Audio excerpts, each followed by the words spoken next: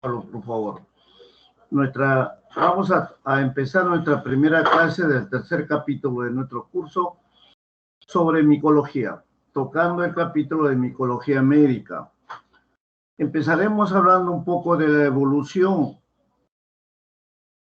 de este capítulo, o sea, la evolución de los hongos a través del tiempo, tomando en cuenta que la micología hoy en día ya es una ciencia que se ocupa específicamente del estudio de los hongos en general. Todos estos, como sabemos, pertenecen al grupo de los eucariotas. No obstante que inicialmente en los primeros tiempos de esta disciplina se ubicaban como vegetales inferiores y que eran incapaces de formar tejidos, o sea, los llamados talidofitas. En estos momentos ya en pleno siglo XXI se emplea ya como una categoría específica llamada fungi que viene a desempeñar el término de hongo propiamente dicho. Todos este grupo, este reino, son conocidos por el hombre desde hace muchos siglos atrás.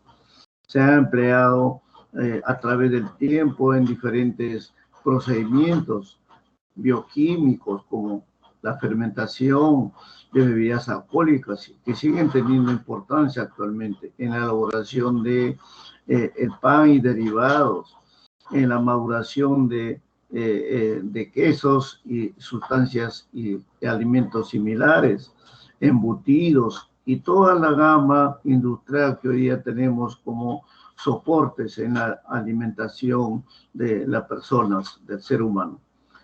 También tienen efectos negativos, o sea, en la patología infecciosa, los hongos juegan un papel importante como parásitos y patógenos de naturaleza vegetal y que han terminado pues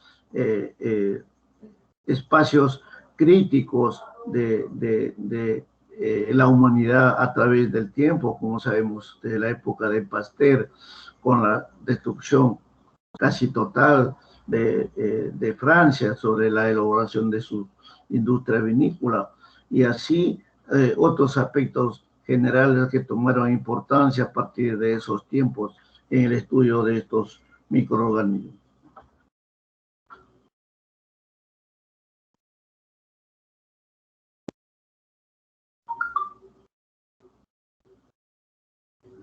Joanita. No avanza.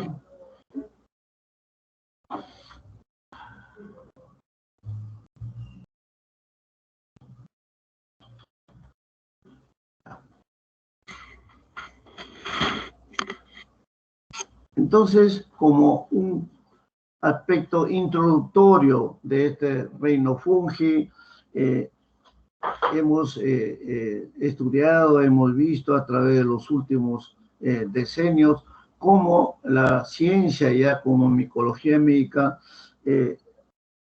ha tomado y sigue tomando avances científicos importantes en todo el mundo. Esta superación, esta importancia va desde las épocas de los progresos de la biología a biología celular, biología molecular, luego de la Segunda Guerra Mundial, por ejemplo, como referencia histórica. También han contribuido a la aparición de una serie de enfermedades producidas por estos agentes micóticos, llamadas las micosis oportunistas, que se derivan como consecuencia de cuadros de inmunosupresión y en muchas otras enfermedades bacterianas, virales, y aparecen un grupo de hongos caracterizados por entrar en esos cuadros patológicos. Y también el aspecto de la terapia antimicótica también se ha ampliado y se está avanzando en la unificación de antibióticos específicos, tanto directos como de amplio espectro, y muchos antimicóticos nuevos, como son también los corticoides, junto con los antimicóticos que están ahora haciendo uniones o combinaciones en el tratamiento de estas infecciones. También se han mejorado, se siguen empleando nuevas técnicas importantes para el medio hospitalario, básicamente las infecciones intrahospitalarias, y ya se van elaborando nuevos protocolos para el estudio de micosis iatrogénicas o intranosocomiales, donde ya se encuentra una serie de hongos nuevos como agentes etiológicos de una serie de infecciones.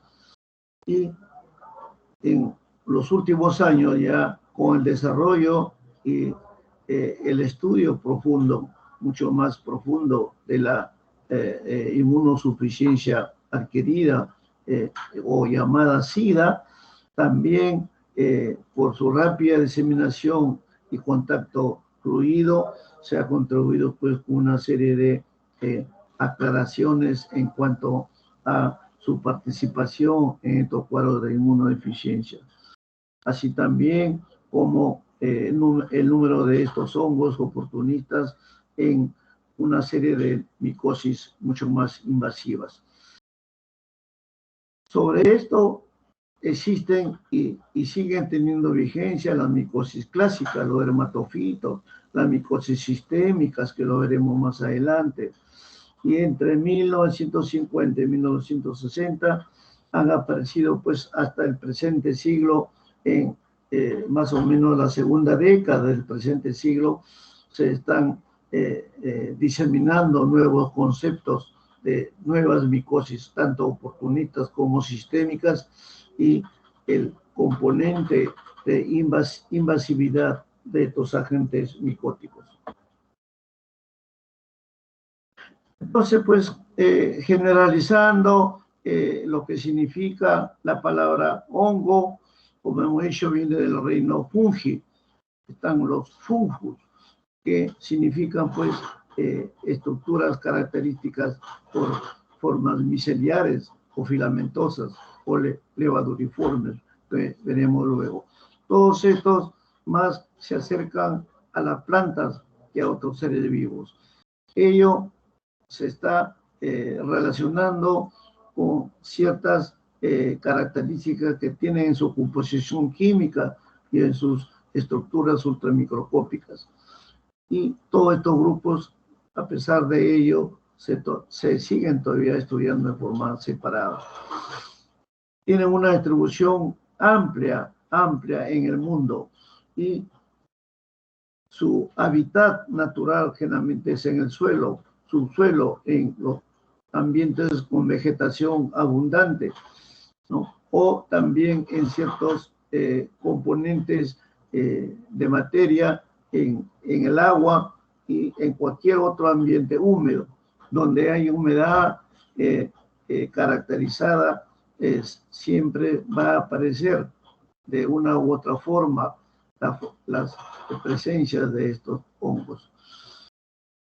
Y pese a ello, también hay una gran cantidad de estos que se caracterizan por ser beneficiosos, como hemos señalado antes, en el aspecto de la fermentación, el tratamiento, la elaboración de una serie de productos útiles para la alimentación del ser humano.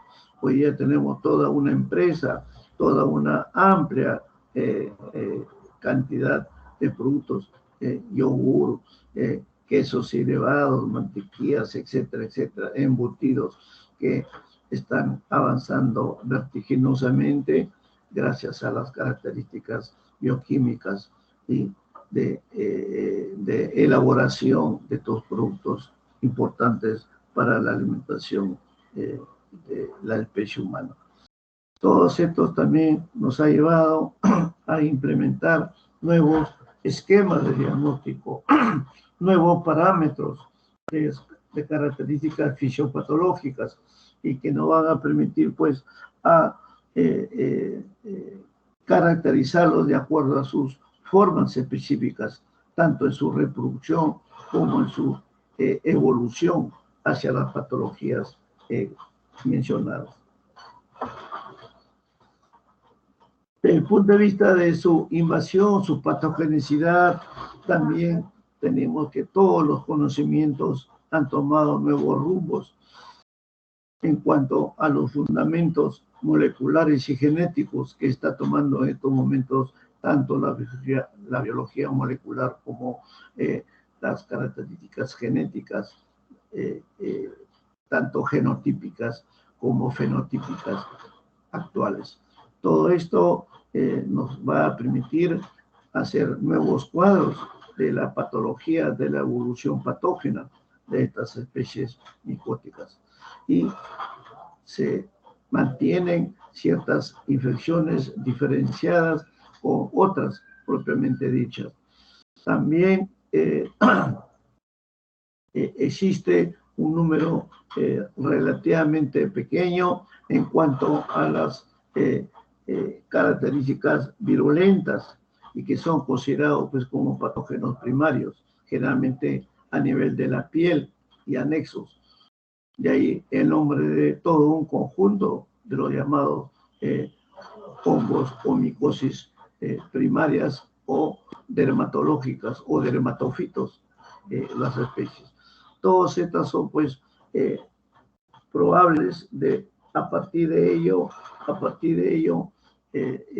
elaborar cuadros que se inicien en forma primaria y terminen siendo ya unas micosis diseminadas o intracelulares con características patógenas mucho más importantes, mucho más profundos.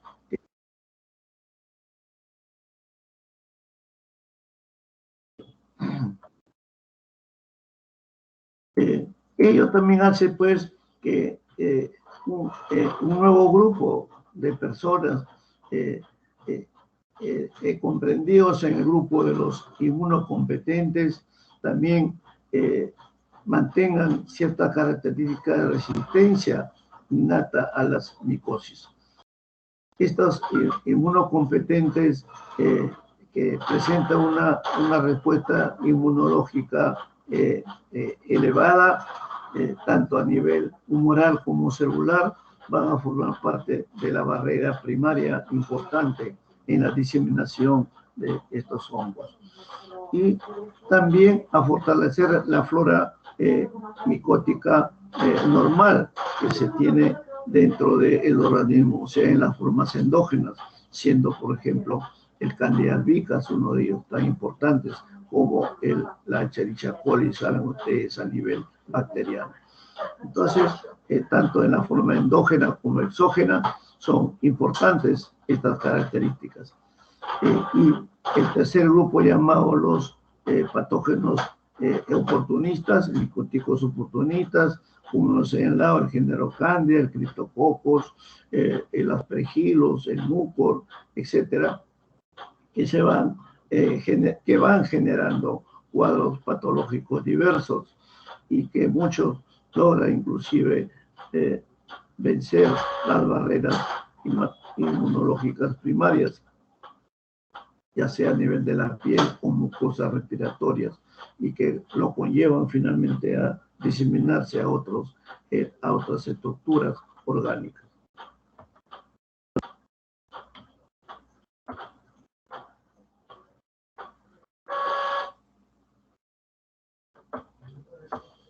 Giovanita, dura esto. Ya. Tenemos un segmento importante denominado los patógenos fúngicos primarios. Esto significa, pues, que producen infecciones respiratorias dermatológicas y que la mayoría,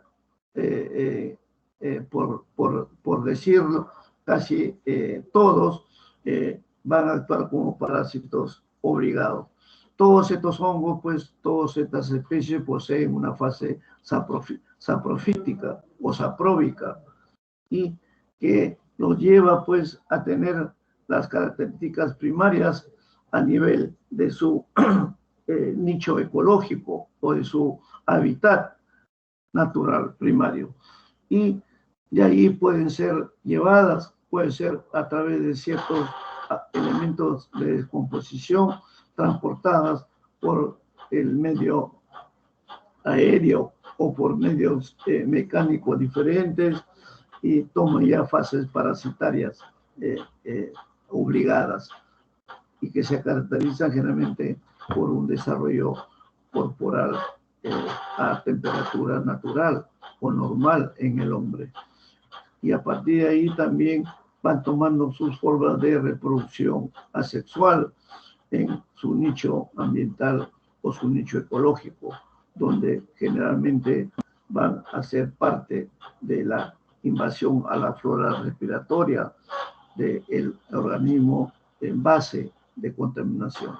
Todo esto se va a llevar a cabo en un desarrollo de cambio de las formas morfológicas, de las formas características que se conoce como el factor de dimorfismo micótico, que constituye una de las características especiales fundamentales de los hongos y que se conoce como los factores de virulencia, junto con lo de patogenicidad, de toxicidad que se presentan en estas formas de microorganismos llamados hongos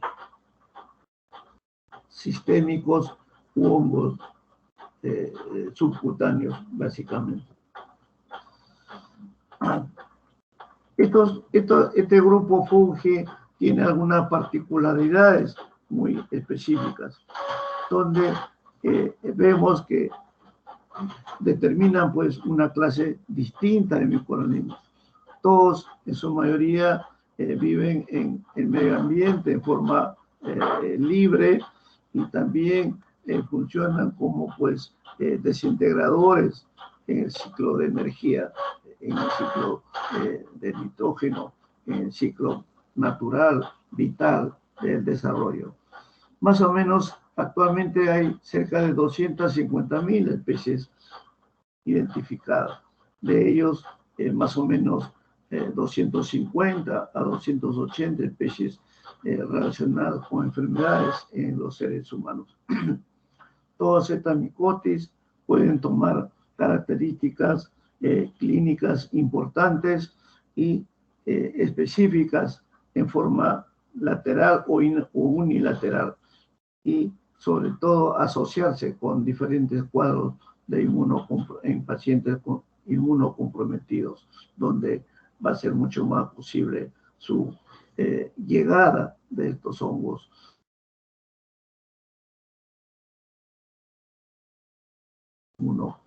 suprimidas que van a desarrollar en el ser humano. Como sabemos, pertenecen al grupo de los eucarióticas, tienen un alto nivel de complejos biológicos y que le dan cierta similitud a las características bacterianas. Pueden ser tanto unicelulares o diferenciarse por formas pluricelulares a través de la presencia de filamentos ramificados o septados, dependiendo de las características morfológicas de evolución de cada uno de ellos. Todo esto va a llevar a diferentes formas de desarrollo o de multiplicación, por las formas filamentosas o las formas levaduriformes.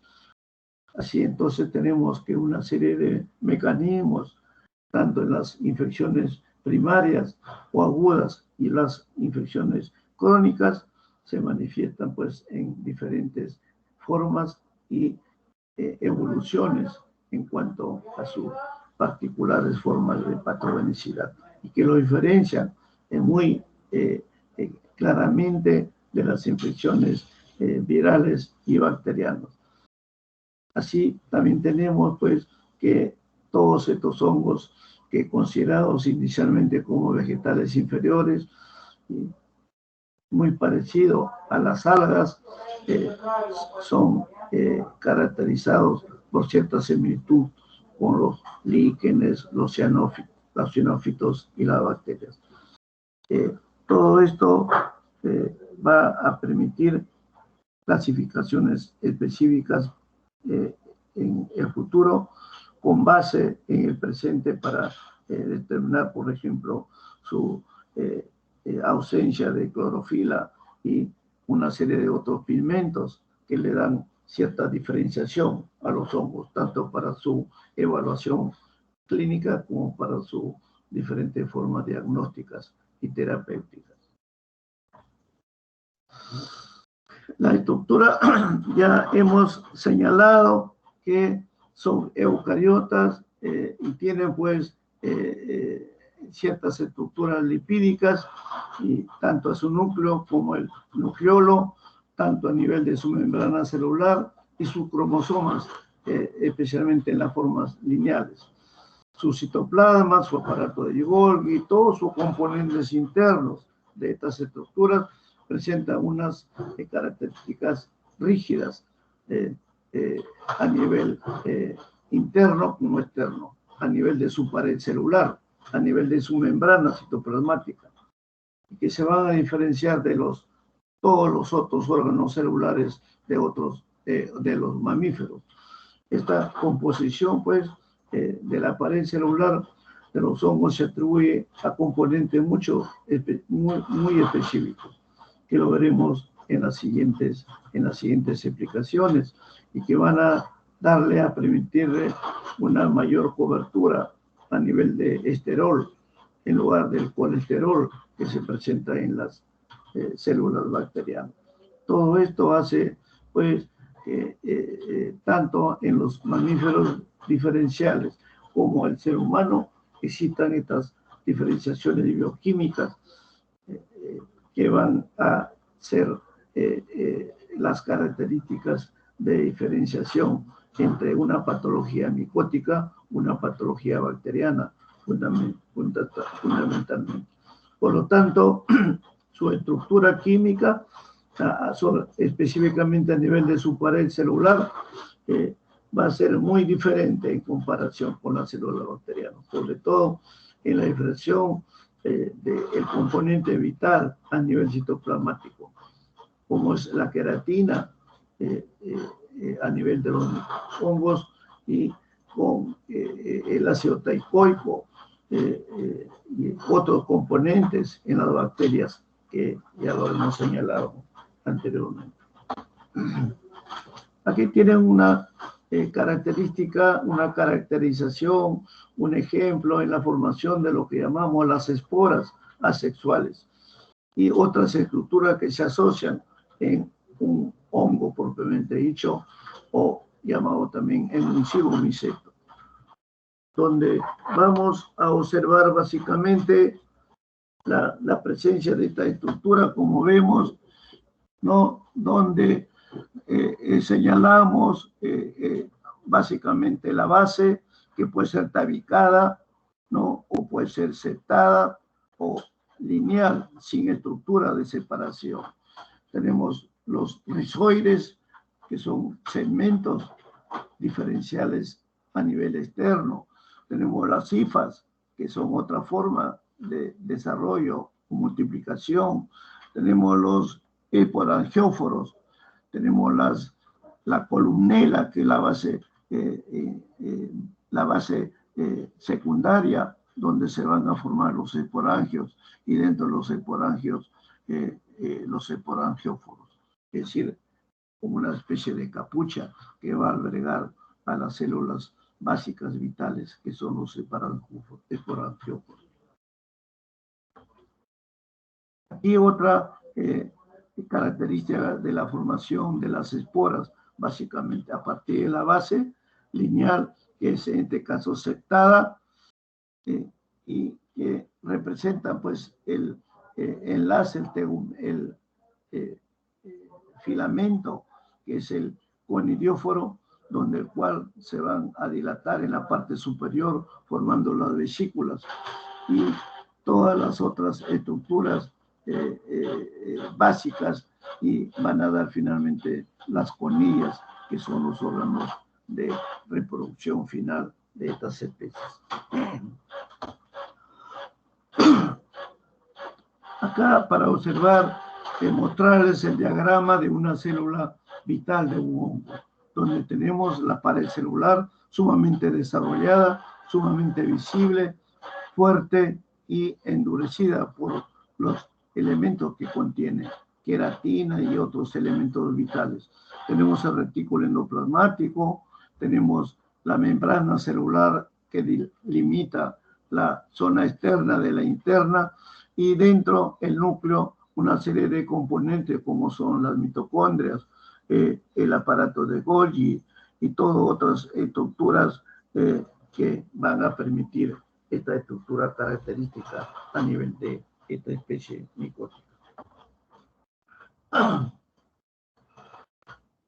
Tanto en las formas filamentosas o mohos y las formas levaduriformes son, como repetimos nuevamente, microorganismos eucarióticos.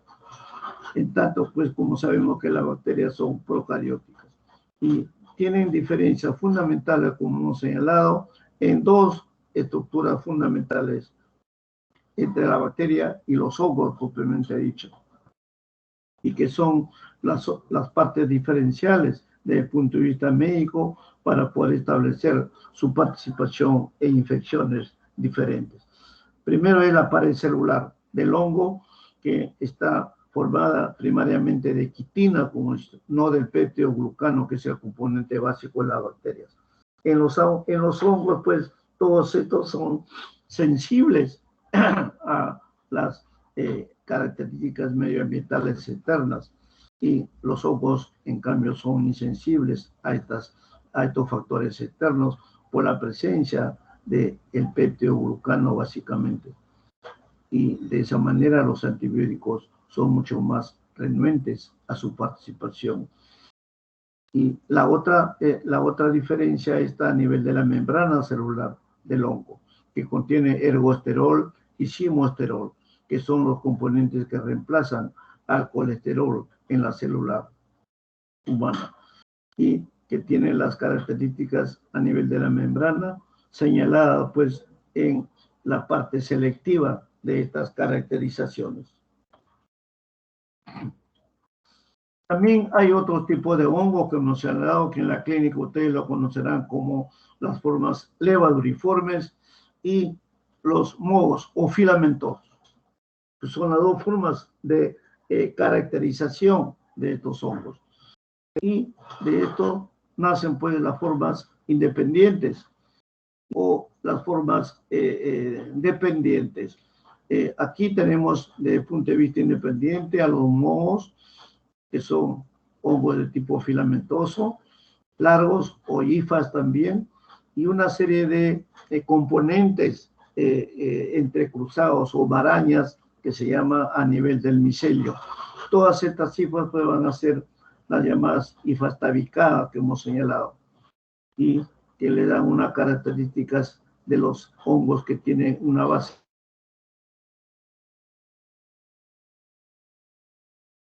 a tener las formas de los llamados cenocíticas.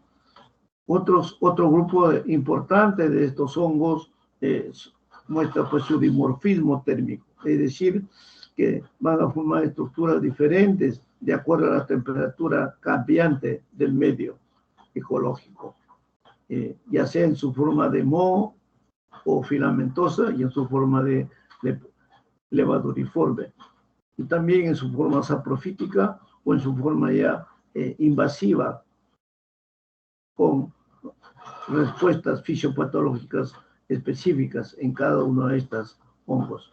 Y también son, pues, los hongos señalados como aeróbicos obligados, aunque algunos también representan un grupo de anaerobios facultativos.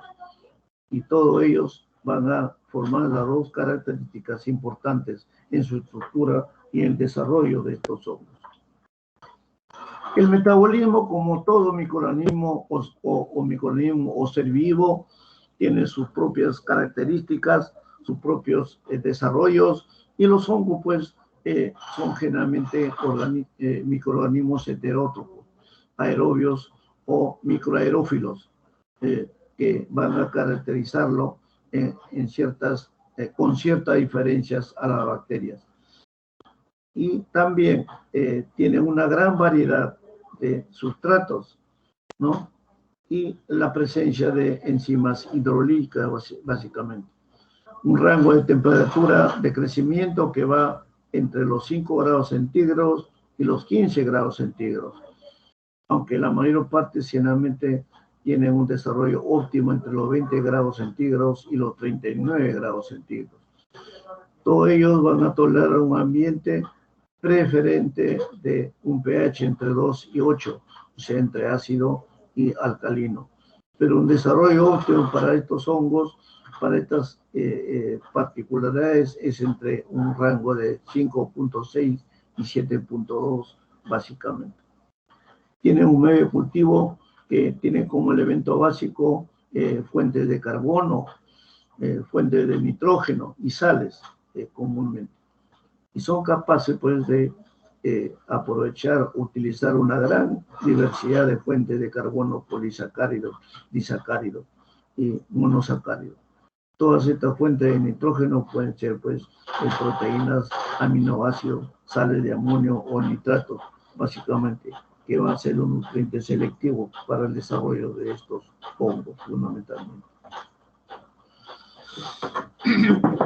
Acá les muestro un cuadrito para que ustedes tengan la comparación completa entre los hongos y la bacteria, básicamente, que es donde hay más similitud en cuanto a la fisiopatología de ambos cuadros clínicos. Ahí tenemos ustedes, por ejemplo, el diámetro, tanto para los hongos como para las bacterias, siendo pues el hongo de mayor característica en cuanto a diámetro. Los hongos están con 4 milimicras por medio, especialmente el cándida, por ejemplo, y las bacterias están a nivel de 1 milimicra. Ahí están los estafilococos, los estreptococos que hemos visto en nuestro capítulo que hemos terminado. Y el núcleo son eucariotas para los hongos y procariotas para las bacterias. El citoplasma también, la presencia de mitocondrias y retículo endoplasmático en los hongos, y las bacterias no contienen mitocondrias y no tienen tampoco retículo endoplasmático. Su membrana celular contiene básicamente esteroides y en las bacterias no existen, y excepto el grupo del omicoplasma que hemos señalado, donde sí contienen esteroles. El contenido de su pared celular, básicamente quitina en los hongos y peptidoglucano en las bacterias. La presencia de cápsulas, que es por medio de reproducción de esporas sexuales y asexuales, y a través de endosporas en las bacterias. Su dimorfismo también es diferencial entre ambos, y finalmente su metabolismo que hemos señalado, y que lo hacen pues con sus características aerófilas o microaerófilas.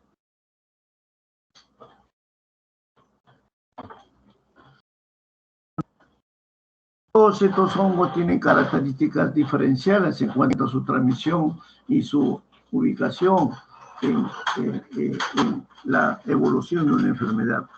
Ahí tenemos los diferentes géneros que tenemos en nuestro estándar clínico de estas infecciones micóticas: los coccidioides, el histoplasma, el blastomyces, el paracoccidioides, los criptococos, las cándidas, etcétera, y que van a permitir pues una serie de variaciones en cuanto a su hábitat, en el suelo, en su suelo, generalmente lugares húmedos y espacios de vegetación húmeda, etc.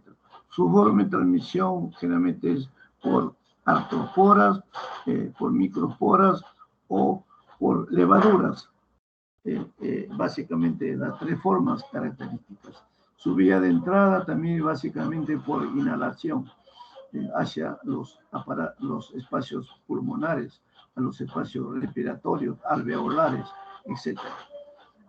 Y la ubicación geográfica, como ustedes ven, es muy frecuente y abundante en Estados Unidos de Norteamérica, en América Latina en general, en los valles importantes de Estados Unidos y América Latina en todo el mundo, y también en algunos países sudamericanos como Brasil, Perú, Colombia, que se caracterizan por una mayor incidencia en la presencia de estos hongos. Las características de enfermedades señaladas en este cuadro, tenemos básicamente 4 fundamentales, que es la forma cutánea, donde están los dermatofitos básicamente, especialmente microsporum, tricofitón, epidermofitón, ¿no? Tenemos las subcutáneas a nivel de superficie, donde están básicamente el porotricum, las sistémicas o diseminadas a través, mediante la invasión a órganos internos. Acá vamos a ver el coccidiomicosis, la histoplasmosis, la blastomicosis, la paracoccidiomicosis. Y el otro grupo nuevo que ya se incorporó como categoría importante en las características es los hongos oportunistas, y que tienen que ver con diferentes cuadros de inmunosupresión humana, y por ahí entran a formar parte del entorno patológico invasivo de estos microorganismos.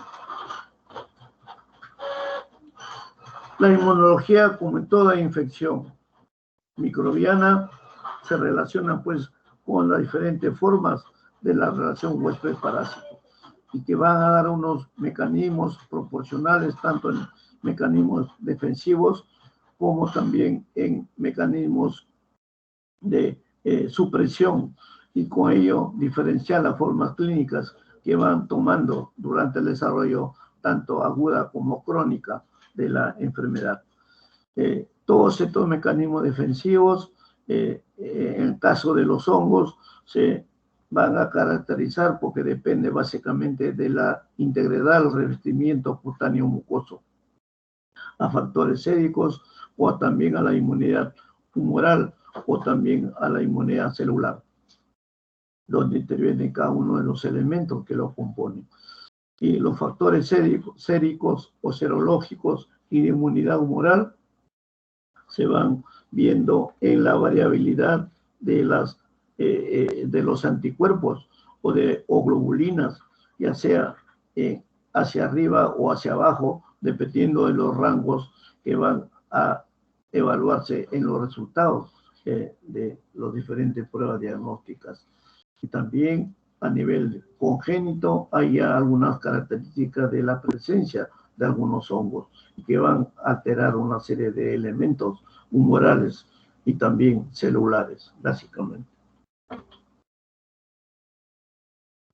Algunas deficiencias de la inmunidad celular, básicamente generado por ejemplo, en casos de alcoholismo crónico, en el tabaquismo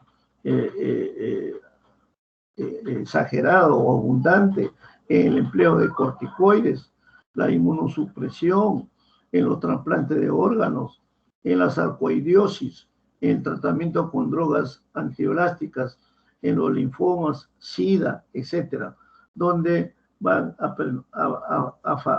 alterar totalmente estos cuadros de inmunidad.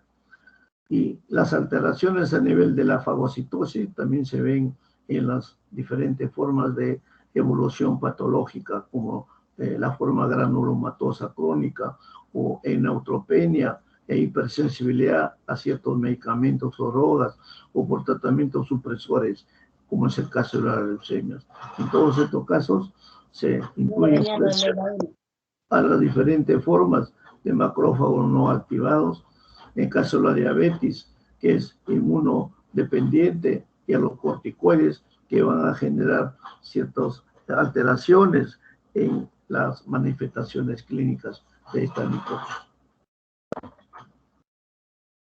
La epidemiología, como sabemos, como ustedes están asimilando en sus conceptos recientes, va a ser la ciencia que nos va a dar el equilibrio entre las infecciones micóticas y el medio ambiente, la forma de transmisión, las formas de llegada, de invasión, invasivas de estos agentes micóticos, o también los elementos que van a permitir estas transmisiones, o llamados artefactos, básicamente, ya sea desde los elementos de higiene personal hasta los diferentes componentes que hoy día se emplean en la vida diaria o en los efectos de aseo de las personas, como son champús, como son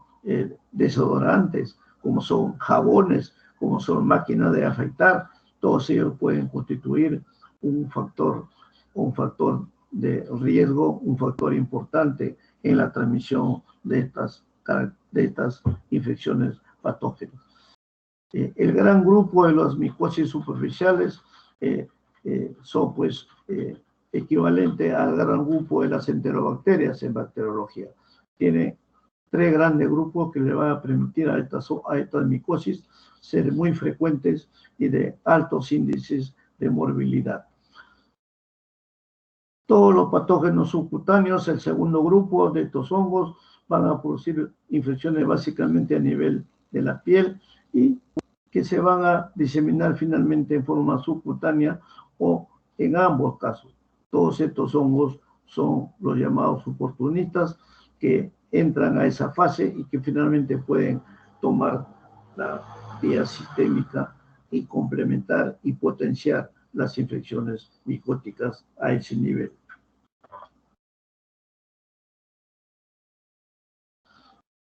Todos estos patógenos sistémicos, como estamos señalando, tienen una característica de una mayor virulencia y una mayor invasión en cuanto a las infecciones en sí. Y pueden tomar parte de la flora normal también, pueden causar infecciones viscerales a nivel profundo, diseminaciones sistémicas, ¿no? También pueden ocasionar infecciones superficiales como parte de su aspecto patológico o como también como fenómeno inicial primario de estas infecciones. Las micosis superficiales no se extiende generalmente a tejidos profundos, o sea, no puede, una infección micótica superficial es muy difícil que pueda convertirse en una infección sistémica o profunda, ya que obedece a ciertos patrones de respuesta inmunológica del huésped y a la carencia o a la inmadurez de los componentes de estos hongos a ese nivel. Aquí tenemos un cuadrito para acompañar a ustedes cuando se toque la estructura básica de los hongos a nivel de su pared celular. Miren ustedes, básicamente a nivel de quitina. Esta quitina equivale, pero no es peptidoglucano en caso de las bacterias. Por lo tanto, los hongos pues, son insensibles a los antibióticos. Tienen que ser elementos antimicóticos con otras características. Y en casos, por ejemplo, como la penicilina, que inhibe la síntesis de peptidoglucano. Luego tenemos a nivel de la membrana celular, donde se va a diferenciar el ergosterol y el silmesterol, cómo van a actuar en reemplazo del colesterol que poseen las células bacterianas y animales. Todas estas diferencias a nivel de estos componentes, esteroles, silmesteroles, van a evolucionar de acuerdo a las características fisiopatológicas de estas patologías a este nivel. Los tipos ya hemos señalado de hongos, que son las levaduras y los mohos o filamentosos. Y crecen ambos como células independientes que se reproducen por gemación sexual. Y también crecen los mohos o filamentosos como hifas, o sea, hongos filamentos largos, y también forman una maraña, o sea, que es el micelio que hemos señalado inicialmente. Todas estas hifas pueden formar una gran espacio alargado o pared transversales, que son las hifas. Pueden ser tabicadas o no tabicadas, y de esa manera son también forman características multinucleadas.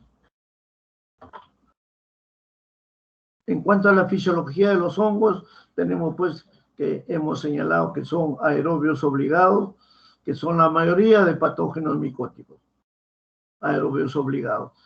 En un menor número, un poco escaso, son los aerobios facultativos y no tienen casi ninguna característica de anaerobios estrictos en este cuadro taxonómico en cuanto a la fisiología de los hongos.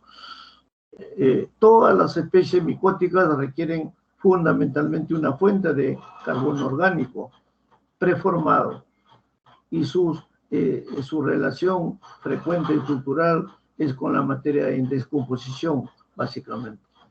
Su hábitat natural, entonces, de la mayoría de estos hongos patógenos es el medio ambiente.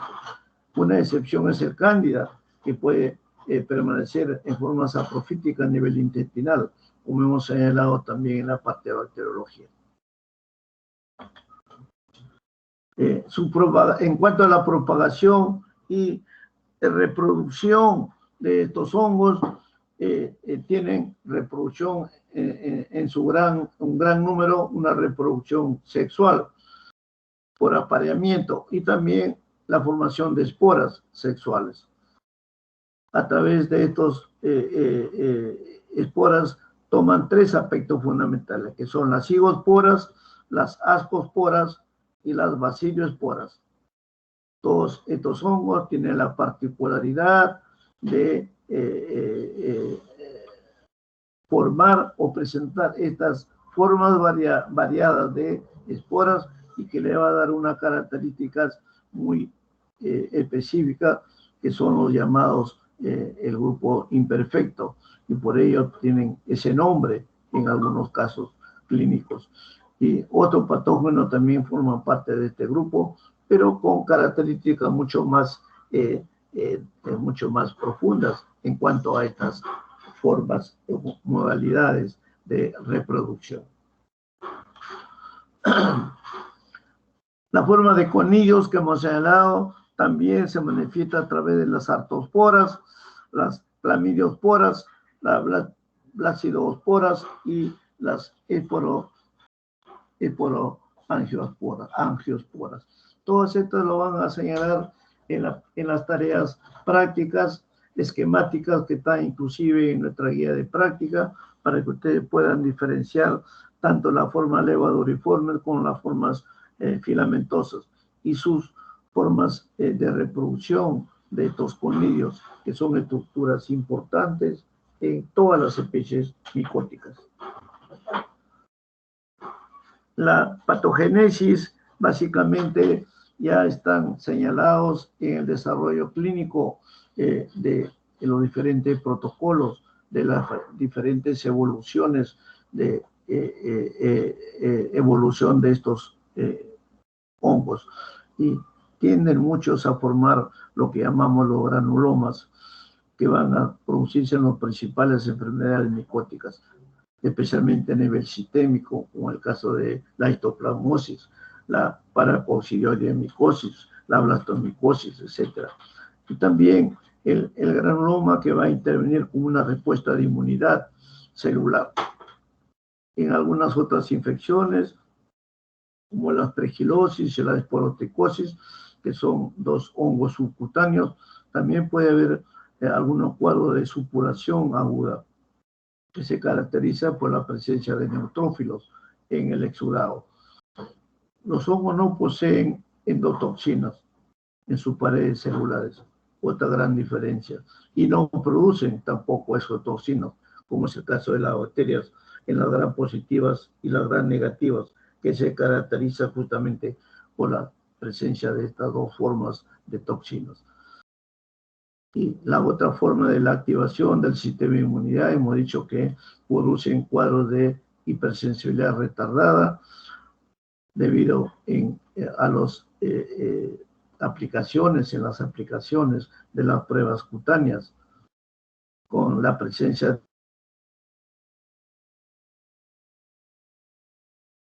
subcutánea. Una prueba importante de medir el espacio o el grado de exposición para permitir que estas pruebas nos permiten un avance de la probable interpretación clínica de una infección por estos hongos. Todo ello va a ser en las pruebas cutáneas señaladas como diagnóstico primario, como son, por ejemplo, la candidina para cándidas, la esporoidina y la histoplasmina, y hay otras pruebas de hipersensibilidad que nos van a permitir evaluar los contactos primarios de esta respuesta.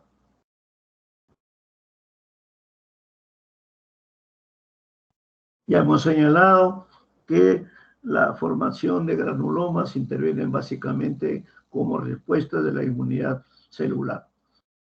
En algunas otras infecciones, como la aspergilosis y la esporotricosis, también hay este tipo de respuestas. Hemos señalado que los hongos no poseen endotoxinas en sus paredes y no producen exotoxinas, como el caso de las bacterias, gram positivas y gram negativas. Una gran gama de estas estructuras micóticas es la formación de granulomas, los cuales pues se van a producir en las principales enfermedades micóticas sistémicas, básicamente, o invasivas, en las micosis que hemos señalado y que lo veremos más adelante de forma mucho más detallada. La activación del sistema de inmunidad también va a ser alterada por células que conducen a una respuesta de hipersensibilidad retardada y que constituyen un avance o una interpretación primaria para el diagnóstico de hipersensibilidad.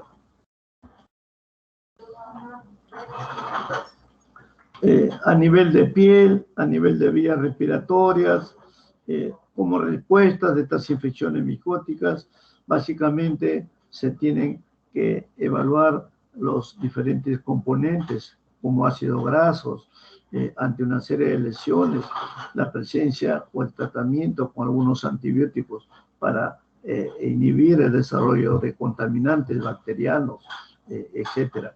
Y también diferenciar la formación de inmunoglobulina G, inmunoglobulina M, que son los dos tipos de anticuerpos que son básicos en la intervención y en la formación de las diferentes funciones inmunológicamente defensivas de estas infecciones. Y también ya la respuesta de inmunidad celular, que va a llevar a cabo su mecanismo de protección en los diferentes cuadros, especialmente en las formas de reactivación y diseminación de estas patologías en los diferentes procesos humanos.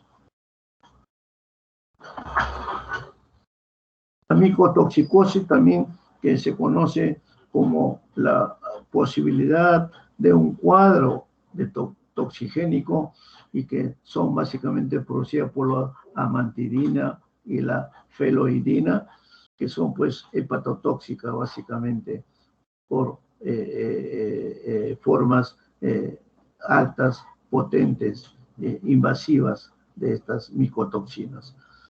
Otras micotoxinas importantes es el ergotismo, que es causada por Clavis púrpura y que infecta básicamente a los cereales y a los productos alcaloides.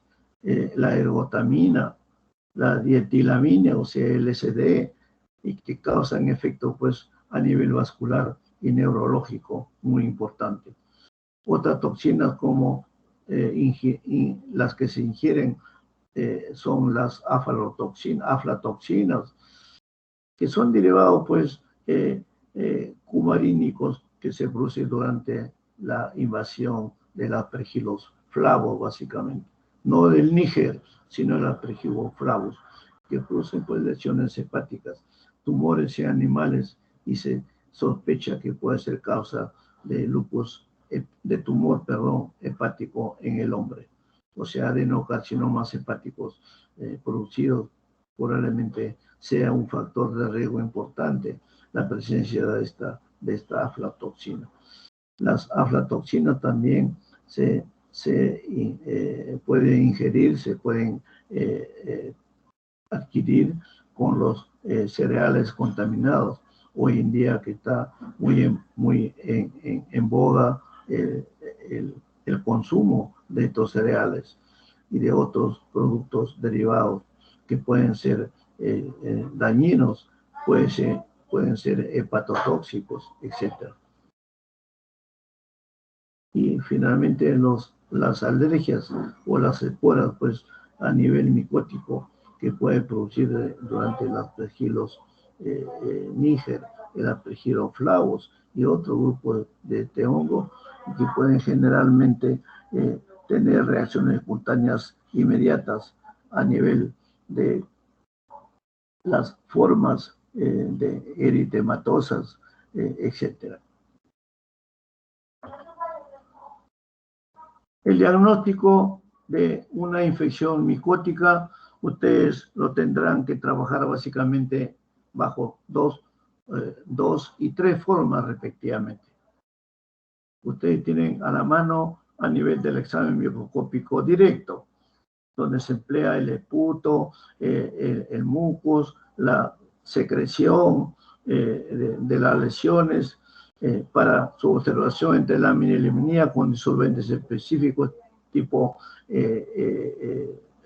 hidróxido de potasio, suero fisiológico u otros componentes disolventes. La biopsia pulmonar y las escaras cutáneas, que también forman parte para un diagnóstico microscópico directo. El otro es el cultivo de microorganismos, que es muy importante, es un poco lento el desarrollo, pero que es muy selectivo a través del aislamiento del hongo de la muestra tratada específica con el medio de agar-Saburó, básicamente, que lo comentarán en forma más amplia en las tareas prácticas. Y de esa manera también está entrando a tener un poco de importancia las pruebas serológicas para las diferentes micosis y sobre todo valorando las pruebas de hipersensibilidad que hemos señalado, la candidina, la histoplamina, la paracosidioimina, etc.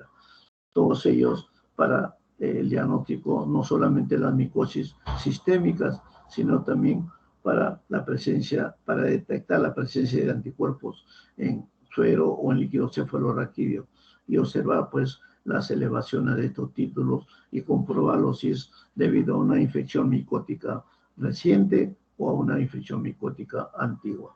La prueba de fijación de complemento también es importante, sobre todo en la micosis sudamericana o la coccidioidomicosis y la paracoccidioidomicosis.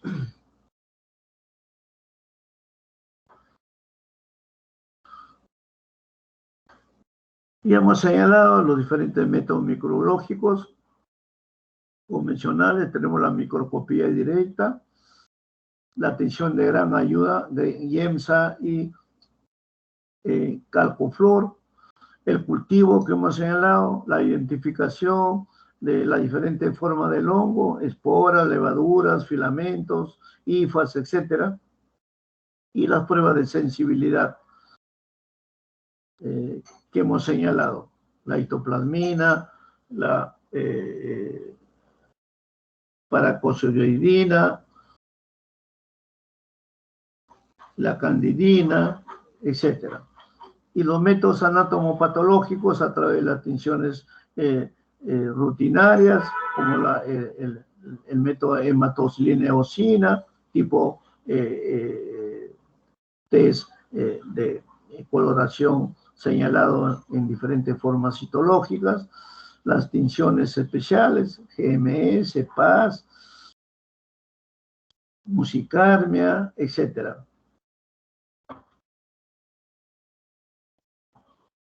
Los métodos inmunológicos, tenemos la evaluación de anticuerpos, de estructuras antigénicas, los métodos moleculares que ya tenemos hoy en día, como es la detección directa, que es la ampliación de ácidos nucleóticos, la identificación y el tipado de cepas también que se están haciendo como métodos moleculares en el presente tiempo, los métodos bioquímicos como son la evaluación de metabolitos, componentes de pared celular, etc.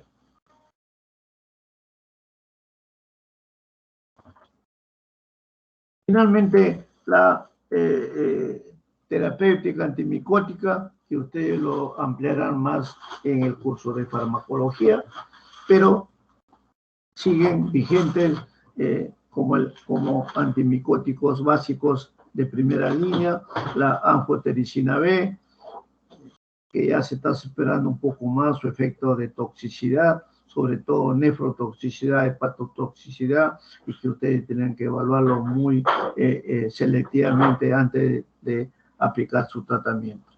Y también muy importante por su acción que van a tener a nivel del componente de polienos en la destrucción de la membrana celular, que son afines al ergosterol y que es propio de los hongos únicamente, como hemos señalado. Todavía tiene una toxicidad renal, hemos señalado, o sea, nefrotóxico y hepatotóxico. La nistatina sigue otro polieno que se sigue empleando en la actualidad y su toxicidad también es causada, pues, especialmente en casos de Candida albicans. El ketoconazol y muchos derivados que se está empleando en la actualidad, que es del amplio grupo de los imidazólicos y que ustedes lo tienen a la mano ya en formas diferentes.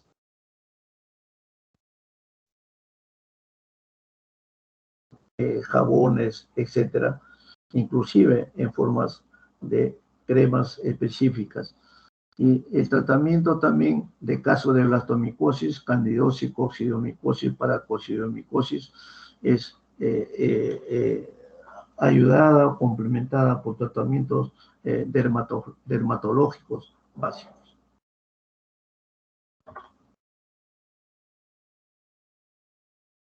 Bien, con esto hemos terminado esta parte introductoria de aspectos generales,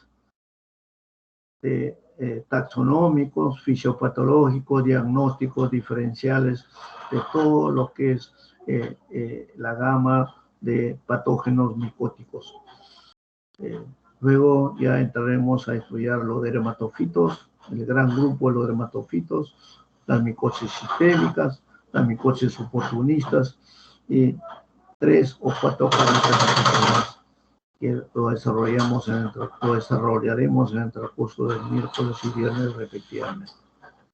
Disculpen la demora, disculpen a veces estos ciertos momentos que nos trastorna la plataforma virtual, a veces nuestra computadora, nuestros audífonos, nos cuesta un poquito a veces entrar en contacto en el momento que uno lo tiene planificado. Puede haber algunas fallas por la sobrecarga que se emplea en estos momentos a nivel del internet y todo el desarrollo de la plataforma.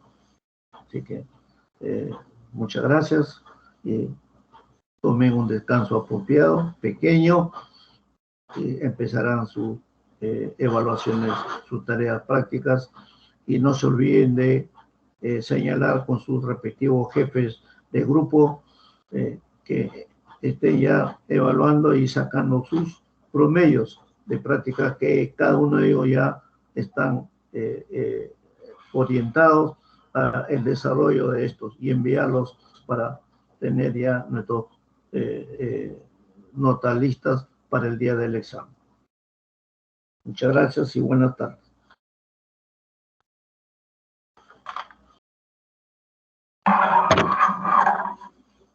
Compañeros, ya descargué la lista, ya pueden retirarse. Gracias, doctor.